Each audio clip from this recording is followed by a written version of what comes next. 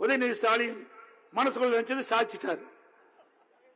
காதல் இருக்கிற தோடும் போச்சு, கழுத்துல போட்ட செயினும் போச்சு.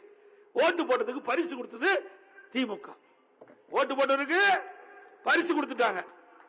பேசாத இந்த திட்டத்தை அறிவிக்காத இருந்தா இந்த 35 லட்சம் பேரு நகையை கொண்டு போய் சொசைட்டில வச்சு பணம் பெற்றிருக்க மாட்டாங்கல்ல.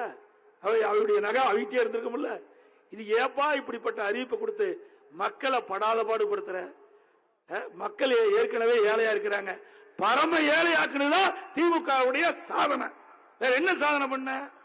உங்களுடைய பேச்சை நம்பி, உங்களுடைய தேர்தல் அறிக்கையை நம்பித்தானே இந்த ஏழைகள் தங்கள் அணிந்திருந்த நகைகளை கொண்டு போய் கூட்டுறமைப்புகளை வச்சு பணத்தை வாங்கி செலவழிச்சுட்டாங்க.